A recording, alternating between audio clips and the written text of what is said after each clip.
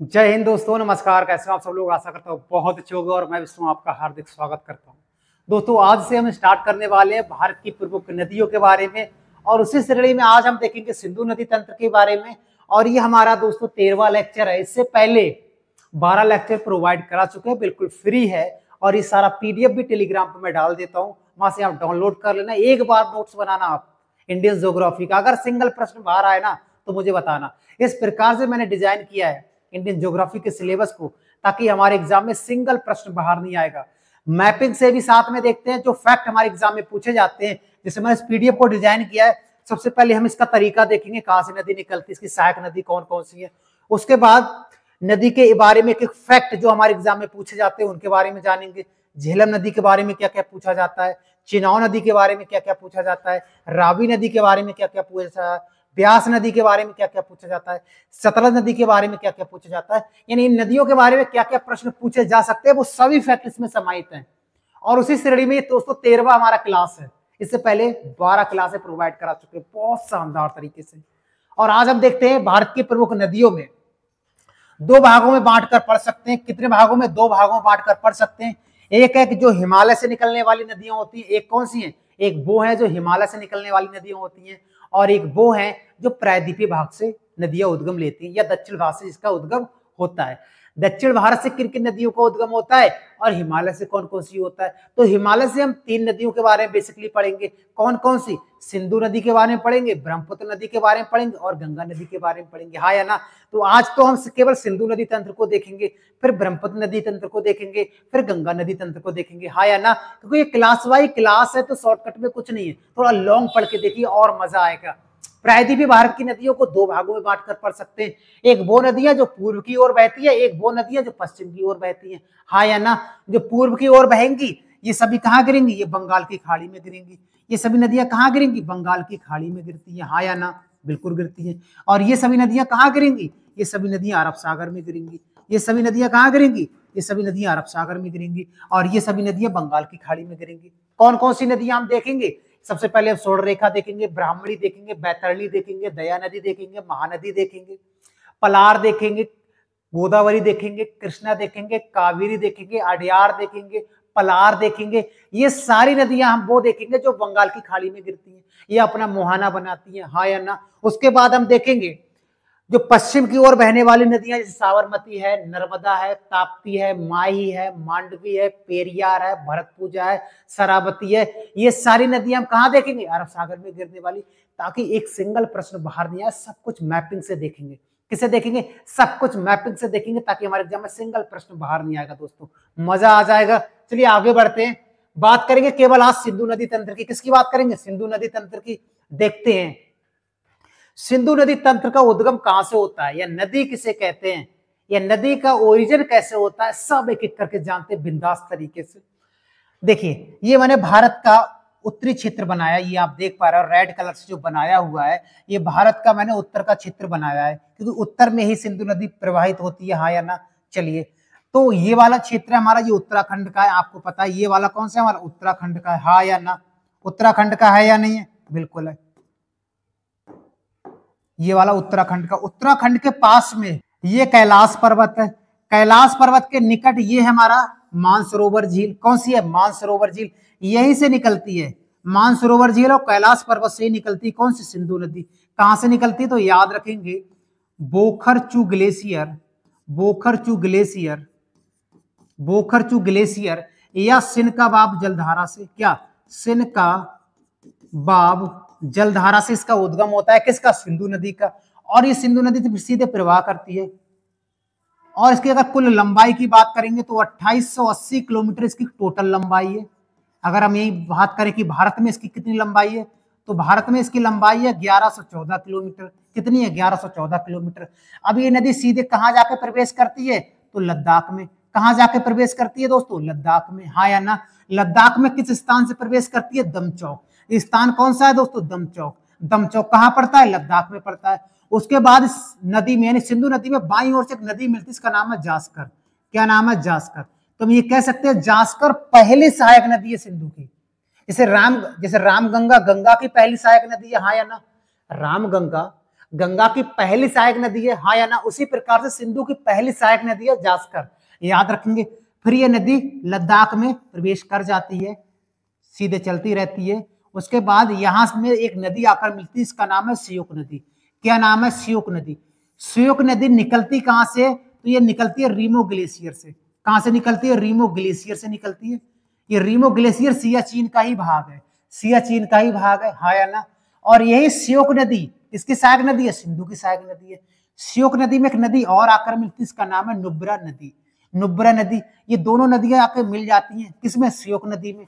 और श्योक नदी लास्ट में किसमें मिलती है? सिंधु नदी में मिल जाती है। किसमें मिलती है? सिंधु नदी में मिल जाती है। श्योक नदी है, इसको मौत की नदी भी कहते हैं। क्यों कहा जाता है? क्योंकि व्यापारी लोग जो मध्य एशिया से पहले आते थे तो यहाँ आके बिल्कुल थक जाते थे। थकने के बाद कई बार ऐसा देखा गया कि यहाँ पे बहुत सारे लोगों की मृत्यु हो गई आके, तो लोगों ने कहा ये भाई मृत्यु वाली नदी है। कौन सी? मौत वाली नदी है। कौन सी? श्योक नदी के बारे में कहते हैं। और फिर उसके बाद ये नदी और आगे बढ़ती है। और एक चीज और बता देते दोस्तों, ये वाला जो भाग है दोस्तों हमारे पास, ये वाला, ये वर्तमान में हमारे पास में नहीं है, ये पीओके का भाग है। ये कौन सा है? ये पीओके का भाग है। ये चीज आपको याद रखना है, ठीक है। आगे बढ़ते, पीओके क्षेत्र में एक नदी आकर मिलती है, इसका नाम है गिलगित। ये नदी कौन सी है? गिलगित। कहाँ मिलती है? पीओके के क्षेत्र में मिलती है। निकलती कहां से ये गिलगित? तो पाकिस्तान से निकलती है। कहां से निकलती है? पाकिस्तान से निकलती है, हाँ या ना। उसके बाद ये नदी एग्जिट कर जाती है, भारत से बाहर निकलती है पाकिस्तान की ओर। तो एग्जिट वाला स्थान का नाम क्या है? तो चिल्लास। क्या नाम है? चिल्लास। याद रखेंगे, यहीं पर पड़ता है नंगा पर्वत। नंगा पर्वत से ये मुड़ जाती है पाकिस्तान की तरफ। नंगा पर्वत से ही मुड़ती है ये, याद रखेंगे। कहां से मुड़ती है? नंगा पर्वत से मुड़ जाती है और पाकिस्तान में प्रवेश कर जाती है। पाकिस्तान में प्रवेश करने के बाद एक नदी है, इसका नाम है काबुल। क्या नदी का नाम क्या है? काबुल।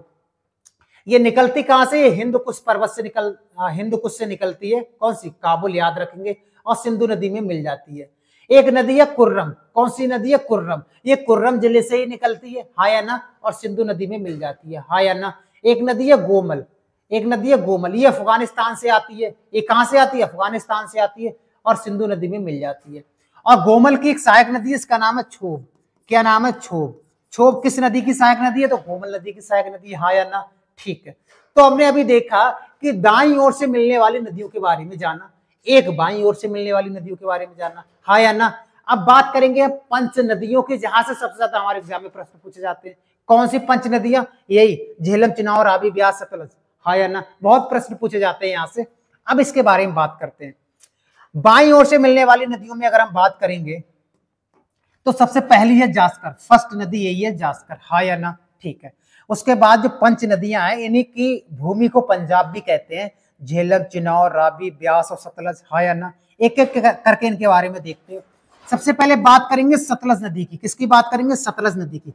सतलज नदी कहां से निकलती? ये भी वहीं से निकलती है जहां से सिंधु नदी निकलती है, लेकिन उद्गम क्षेत्र अलग है। उद्गम का क्षेत्र अलग है। जैसे कैलाश पर्वत और मानसरोवर झील के पास में ही पड़ता है राकसताल झील। क्या पड़ती है? राकसताल झील। इसको राक्षसताल भी कहते हैं। कहां पड़ती है? कैलाश पर्वत और मानसरोवर झील के पास पड़ती है, हाँ या ना। और उसके बाद लगभग ये 400 किलोमीटर सिंधु नदी के समांतर बहती है। ऊपर से इस प्रकार से निकली है, थोड़ा सा नीचे बन गया है इसका भाव, कोई दिक्कत नहीं है। 400 किलोमीटर सिंधु के समांतर बहती हुई है और ये भारत में जो प्रवेश करती है उसका स्थान का नाम है सिपकिला दर्रा। क्या नाम है? सिपकिला दर्रा से ये भारत में प्रवेश करती है। कौन सी? सतलज नदी। और इसे संस्कृत में सतुद्री भी कहा जाता है, हाँ या ना। और बात करेंगे सतलज नदी की कुल लंबाई कितनी है, तो 1450 किलोमीटर है टोटल लंबाई। अगर कहें कि भारत में इसकी कितनी है, तो भारत में 1050 किलोमीटर इसकी लंबाई है, याद रखेंगे।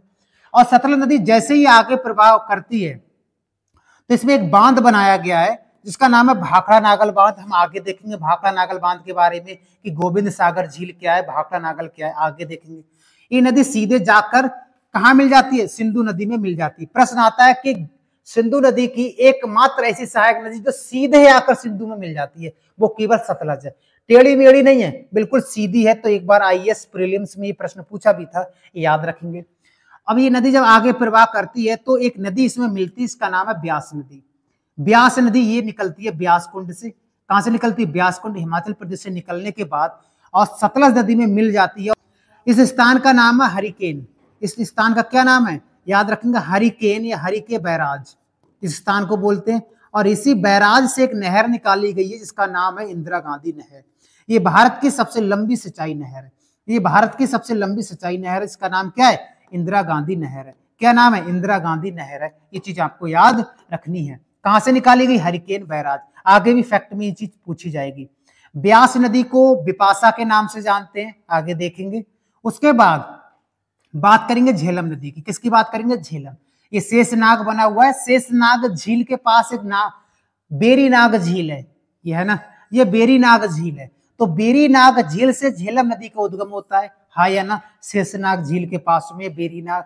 और ये कश्मीर घाटी से बहते हुए पाकिस्तान और भारत का बॉर्डर बनाती है। पाकिस्तान और भारत का बॉर्डर बनाती है झेलम नदी, हाँ या ना? और इस झेलम नदी के किनारे यहाँ पर श्रीनगर शहर बसा हुआ है। झेलम नदी के किनारे श्रीनगर शहर बसा हुआ है, हाँ या ना? और झेलम नदी के प्रवाह को बूलर झील कम करती है। अगर कभी पूछा जाए कि बूलर झील का निर्माण कैसे हुआ है, बूलर झील का, तो जब झील पढ़ेंगे तो बताएंगे कि क्यों उसको गोखुर झील कहते हैं, क्यों उस झेलम नदी से इसका उद्गम हुआ है। किसका? बूलर झील का, जिसे फ्रेश वाटर लेक के नाम से हम जानते हैं। तो बूलर झील के पास से होकर, यानी बूलर झील का निर्माण इसी नदी के द्वारा होता है। जब हम झील करेंगे तो डिटेल से जानेंगे। और ये नदी सीधे जाकर चेनाब नदी में मिल जाती है। कहाँ मिल जाती है? चेनाब नदी में मिल जाती है, हाँ या ना? कौन सी? झेलम नदी। झेलम नदी पे कौन कौन से बांध है? जैसे तिलबुल है, उरी बांध है, ये सब हम भाषा में देखेंगे, मैंने आगे लिखा हुआ भी है। बात करेंगे चेनाब नदी। चेनाब नदी कहाँ से निकलती है? वाड़ा लाचा दर्रे से निकलती है। कहाँ से निकलती है? वाड़ा लाचा दर्रे से निकलती है। इसे पुरानी भाषा में या संस्कृत भाषा में अस्कनी के नाम से जानते हैं। और ये नदी सीधे जाती है, कहाँ मिल जाती है? ये सीधे सतलज नदी में मिल जाती है। कहाँ मिलती है? सतलज नदी में मिल जाती है। कौन सी? चेनाब नदी। चेनाब नदी पे कुछ बांध है, जैसे आपने बगलीहाल, सलाल, दुलहस्ती नाम सुना होगा, हाँ या ना? सलाल, दुलहस्ती और बगलीहाल इसी पर है, आगे देखेंगे। रावी नदी कहाँ से निकलती है? रोहतांग दर्रे से। कहाँ से निकलती है? रोहतांग दर्रे से। और चेनाब नदी में मिल जाती है, और चेनाब नदी में मिल जाती है। और रावी नदी को परसुणी के नाम से जानते हैं, आगे देखेंगे। तो हमने देखा था कि ये सहायक नदियों के बारे में भी देखा। अब हम इनके बारे में, भाषा के बारे में देखेंगे कि हमारे एग्जाम में कैसे कैसे इनसे प्रश्न पूछे जाते हैं, बहुत डिटेल से, है ना? ये तो मैंने बता ही दिया था। सबसे बात करेंगे सिंधु नदी तंत्र, इंडस रिवर सिस्टम के बारे में, कि सिंधु नदी से हमारे एग्जाम में क्या क्या प्रश्न बन सकते हैं, एक एक करके देखते हैं। लोकेशन तो मैंने आपको बता ही दिया है।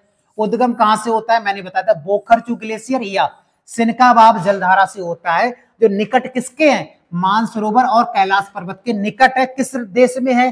तो याद रखेंगे, तिब्बत में। तिब्बत पर किसका कब्जा है? चीन का कब्जा है। किसका कब्जा है? चीन का कब्जा है, याद रखेंगे। और इसी यानी सिंधु नदी को तिब्बत में किस नाम से जानते हैं? सिंगी खंबाब।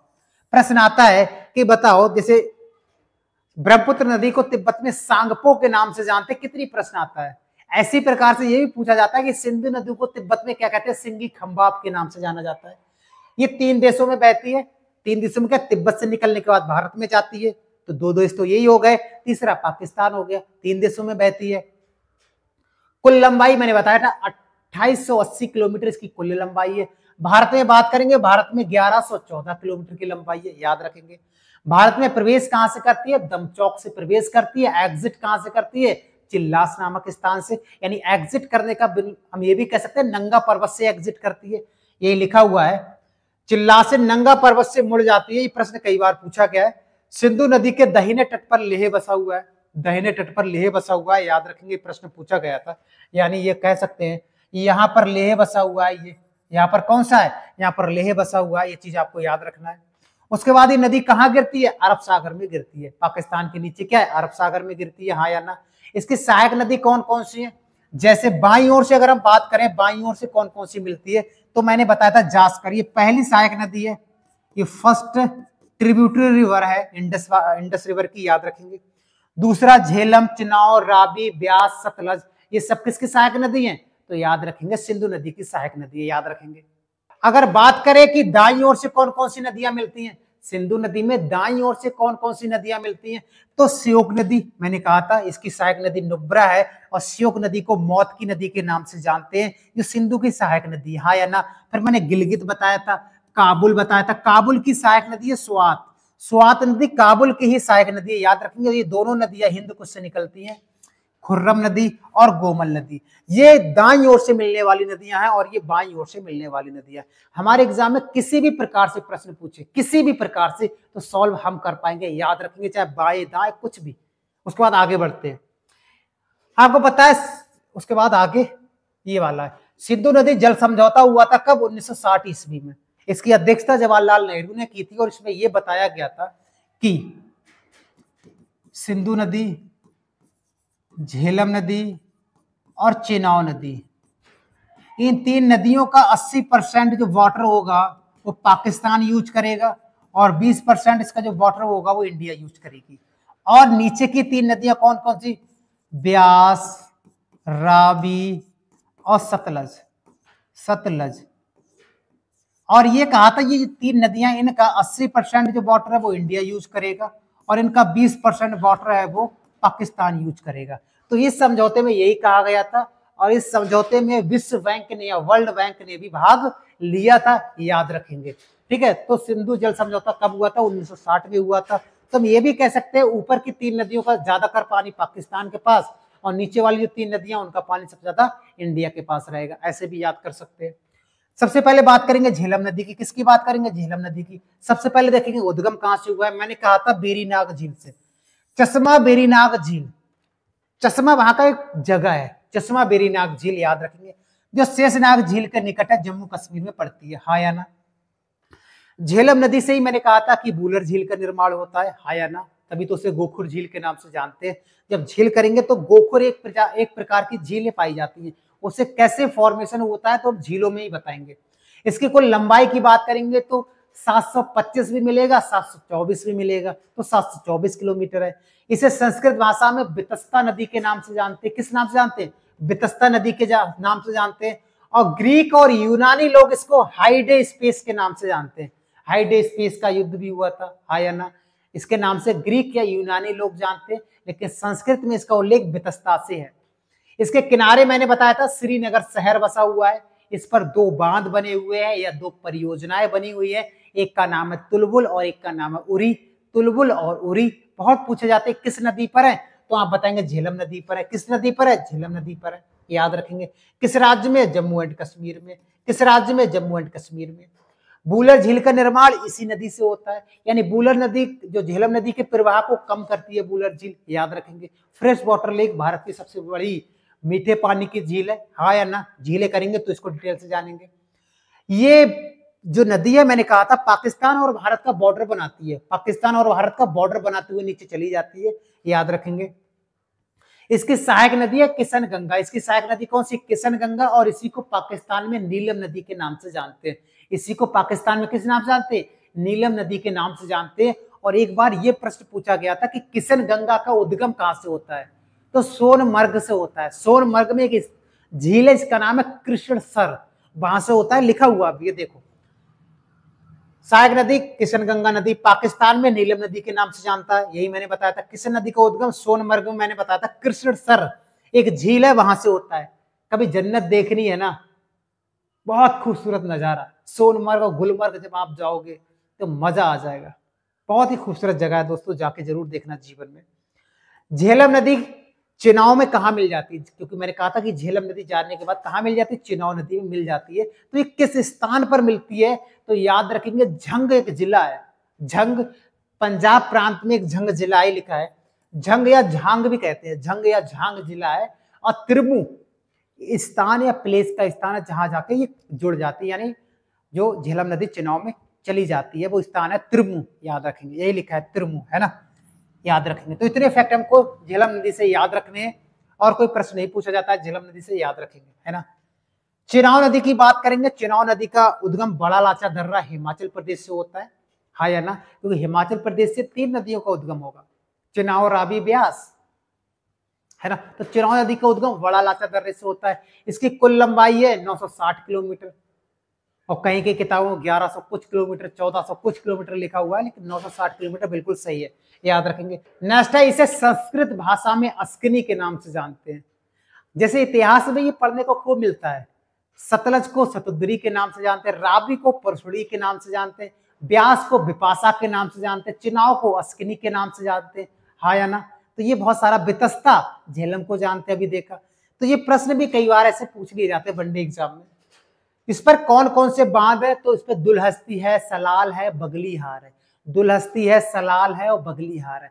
ये तीनों जम्मू एंड कश्मीर में पड़ती है। तीनों बांध कहाँ पड़ते हैं? जम्मू एंड कश्मीर में पड़ते हैं। याद रखेंगे, दुलहस्ती है, सलाल है और बगलीहार है। याद रखेंगे, याद रखेंगे। इस नदी का उद्गम दो धाराओं में होता है।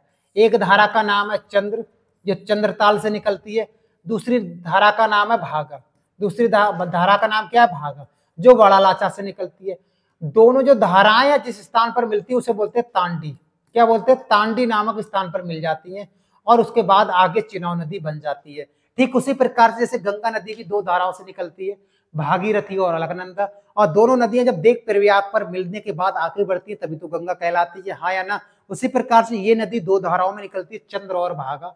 दोनों नदियां ताड़ी पे जुड़ती है और जो गंगा की दोनों नदियां हैं वो देव प्रयाग पर मिलती हैं। याद रखेंगे, इसी प्रकार से लिखा हुआ भी है। इसे चंद्रभागा के नाम से जानते हैं क्योंकि ये दो धाराओं में निकलती है। चंद्र चंद्रताल से निकलती है और भागा बारालाचा दर्रे से निकलती है। दोनों धाराएं तांडी नामक स्थान पर मिल जाती हैं। याद रखेंगे, जो केलांग हिमाचल प्रदेश में है। मैंने इस प्रकार से लिखा है ताकि अगर आप नोट से पढ़ दो तो एक भी सिंगल प्रश्न बाहर नहीं आएगा, है ना? इसकी सहायक नदी कौन सी है? तो तभी। जैसे आपने एक ट्रेन चलती है जम्मू तवी एक्सप्रेस, है ना? तो तभी इसका नाम है। याद रखेंगे, कई नाम आपको और याद रखना। एक नदी है तवा, तवा, तवी। एक नदी है ताप्ती। एक नदी कौन सी है? ताप्ती। और एक नदी है राप्ती। एक नदी कौन सी है? राप्ती। ये सभी नदियां अलग हैं। ये सभी नदियां अलग हैं। तभी किसकी सहायक नदी है? तो चिनाव की है। तवा किसकी सहायक नदी है? तो नर्मदा की है। ताप्ती एक खुदी नदी है। ये ताप्ती बैतूल जिले मध्य प्रदेश से निकलने के बाद खंबात की खाड़ी में गिर जाती है। राप्ती नदी के किनारे गोरखपुर शहर बसा हुआ है और ये घाघरा नदी की सहायक नदी है। हम जब आगे पढ़ेंगे नदियां तो इसको विस्तार से जानेंगे, ठीक है? और नेक्स्ट है हमारा कि पीर पंजाल और धौलाधार श्रेणी के बीच से होकर ये नदी बहती है। दो श्रेणियों के बीच से होकर बहती है। मैंने कहा था कि मध्य हिमालय, जो लघु हिमालय हमारा, उसको अलग अलग स्थानों पर अलग अलग नाम से जानते हैं। उसको बोल सकते हैं कि जम्मू एंड कश्मीर में पीर पंजाल के नाम से जानते हैं और हिमाचल प्रदेश में धौलाधार के नाम से जानते हैं। तो इन दोनों के बीच से होकर इस प्रकार से प्रवाहित करती है। कौन सी? तो याद रखेंगे, चिनाव नदी। आगे बढ़ते हैं, बात करेंगे दोस्तों रावी नदी का। किसका? रावी नदी का। मैंने बताया उद्गम कहां से हुआ है? रोहतांग दर्रे, कांगड़ा जिला, हिमाचल प्रदेश से इसका उद्गम होता है। इसकी कुल लंबाई है 720 किलोमीटर और ये चंबा घाटी में बहती है। जैसे झेलम नदी कश्मीर घाटी में बहती है, हाँ या ना? उसी प्रकार से रावी नदी चंबा घाटी में बहती है। अब आगे देखोगे ब्यास नदी वो कुल्लू घाटी में बहती है, यानी एक प्रकार की बैली है उसमें बहती है। बैली का मतलब खल्ला प्रकार का, गड्ढा प्रकार का, याद रखेंगे। ये चंबा घाटी में बहती है। तो कई बार प्रश्न पूछा गया है। इसे संस्कृत भाषा में परशुड़ी के नाम से जाना जाता है, हाँ या ना? नेक्स्ट देखेंगे इस पर बांध कौन कौन से है। तो इस पर दो ही बांध बहुत प्रसिद्ध है। एक का नाम है चमेरा और एक का नाम है रणजीत सागर। और रणजीत सागर को थीन बांध के नाम से जानते। किस नाम से? थीन बांध के नाम से जानते। लिखा हुआ है चमेरा हिमाचल प्रदेश में पड़ता है, थीन या रणजीत सागर जम्मू एंड कश्मीर और पंजाब के बॉर्डर पर पड़ते हैं। तो ये दो बांधों के नाम आपको याद रखने हैं। किस राज्य में पड़ते हैं ये भी आपको याद रखना है। कई बार प्रश्न पूछा जाता है, हाँ या ना? और ये नदी भी भारत और पाकिस्तान का बॉर्डर बनाती है। जैसे झेलम नदी बना रही थी ना, उसी प्रकार से रावी नदी भी कुछ दूरी तक भारत और पाकिस्तान के बॉर्डर में बहती है। याद रखेंगे। इसके किनारे कौन कौन सा शहर बसा हुआ है? तो अमृतसर। अमृतसर कई बार एग्जाम में पूछा गया है और आपको नहीं पता होगा आज से पहले। अमृतसर किस नदी के किनारे है? तो रावी नदी के किनारे। कई बार पूछा गया है। और ये नदी, रावी नदी कहाँ मिल जाती है? चिनाव नदी मिलती है ना। तो चिनाव नदी में कहाँ मिलती है? स्थान का नाम क्या है? तो प्रश्न आता है कि चिनाव नदी में रावी नदी किस स्थान पर मिलती है? निम्न में से ऑप्शन बताओ। तो अहमदनगर सियोल एक जगह पड़ती है पाकिस्तान में। अहमदनगर सियोल में मिल जाती है पाकिस्तान में रावी नदी, चिनाव में। याद रखेंगे। और याद रखेंगे जो रावी नदी है ये मैदान में प्रवेश कहां से करती है? जैसे गंगा नदी मैदान में प्रवेश हरिद्वार की बात कर जाती है, हाँ या ना? प्रश्न आता है ना। इसी प्रकार से रावी नदी मैदान में प्रवेश कहां करती है? तो माधोपुर। माधोपुर में पड़ती है, माधोपुर नामक स्थान में करती है। और ये कहां पड़ता है? ये पंजाब में पड़ता है। कहां पड़ता है? पंजाब में। माधोपुर से ये मैदान में प्रवेश कर जाती है, उसके बाद कोई पहाड़ी क्षेत्र नहीं पड़ता है। ये चीज आपको याद रखनी है। नेक्स्ट बढ़ते, बात करेंगे दोस्तों ब्यास नदी की। ब्यास नदी का उद्गम कहां से होता है? तो ब्यास कुंड से होता है। ये रोहतांग दर्रे के पास ही पड़ता है, ब्यास कुंड वहां से होता है, या हम ये कह सकते हैं हिमालय या हिमाचल से होता है, या कुछ भी। ये सारे ऑप्शन आए हुए हैं इसलिए मैंने डाला है। रोहतांग दर्रे से हुआ है या ब्यास कुंड से हुआ है या हिमालय से हुआ है, सब बात सही है ना। कहीं से भी उद्गम हुआ है, अब ये ऑप्शन को भी डिपेंड करेगा कि कहां से ये एग्जामिनर सेट कर रहा है। इसका लंबाई कितना है, 460 किलोमीटर है। मैंने अभी कहा था कि रावी नदी चंबा घाटी से और ब्यास नदी कुल्लू घाटी से होकर बहती है, हाँ या ना। तो नेक्स्ट पॉइंट यही है। ब्यास नदी का संस्कृत में नाम क्या है, तो विपाशा है। विपाशा बसु नहीं है, विपाशा है ना।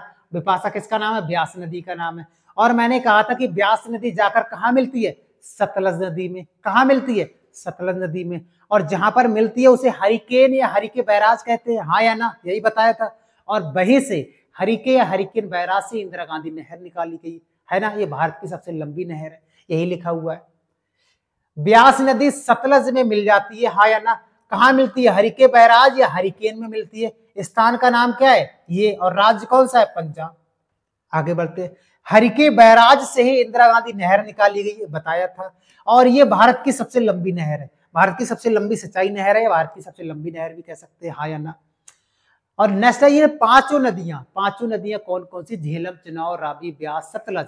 इन पांचों नदियों में एकमात्र ऐसी नदी है जिसका उद्गम भी भारत में होता है और इसी नदी का अंत भी भारत में होता है। यानी ये भारत में ही सतलज में मिल जाती है, यानी भारत में ही बहती है, ये कह सकते हैं, यही लिखा हुआ है। नेक्स्ट है ये नदी मैदान में प्रवेश कहां से करती है, कौन सी, ब्यास नदी। तो याद रखें पंजाब में होशियारपुर से ये नदी मैदान में प्रवेश कर जाती। कहां, होशियारपुर। होशियारपुर में जगह का क्या नाम है, तलबड़ा या तलवाड़ा भी कहते हैं इसको, यहां से। इसकी सहायक नदी का नाम आपको याद रखना है, ट्रिब्यूटरी नदी या उप नदी भी कहते हैं। जैसे गंगा की सहायक नदी है रामगंगा, घाघरा और गंडक, कोसी, महानंदा, यानी ये सहायक नदियां। उसी प्रकार से ये सहायक नदियां तीर्थन, कई बार पूछा गया तीर्थन किस नदी का सहायक नदी है, तो ब्यास नदी का। इसे किस नाम से जाना जाता है, विपाशा के नाम से भी जाना जाता है। उसके बाद बात करेंगे सतलज नदी के बारे में। किसके बारे में, सतलज नदी के बारे में। सतलज नदी एकमात्र ऐसी नदी है सिंधु की जो सीधे जाकर कहाँ मिल जाती है, सिंधु नदी में मिल जाती है। कहाँ से निकलती है, ये राक्षसस्थाल या राक्षसस्थान झील से निकलती है। ये झील कहाँ पड़ती है, ये तिब्बत में पड़ती है। तिब्बत में कहाँ से, तो कैलाश पर्वत और मानसरोवर के पास से ही निकलती है, यही लिखा हुआ है। निकट मानसरोवर झील और कैलाश पर्वत तिब्बत से निकलती है। इसकी कुल लंबाई मैंने आपको बताया था 1450 किलोमीटर और भारत में कितना है, 1050 किलोमीटर है, हाँ या ना। ये नदी 400 किलोमीटर सिंधु के समांतर बहती है, मैंने बताया था। और सिंधु में सीधे जाकर मिल जाती है, बिल्कुल सीधे मिल जाती है। ये प्रश्न आया हुआ भी है कई बार। और इसे संस्कृत भाषा में सतुद्री कहते हैं। क्या बोलते हैं, सतुद्री कहते हैं। जैसे विपाशा, अस्किनी है, इस प्रकार से इसको सतुद्री कहा जाता है।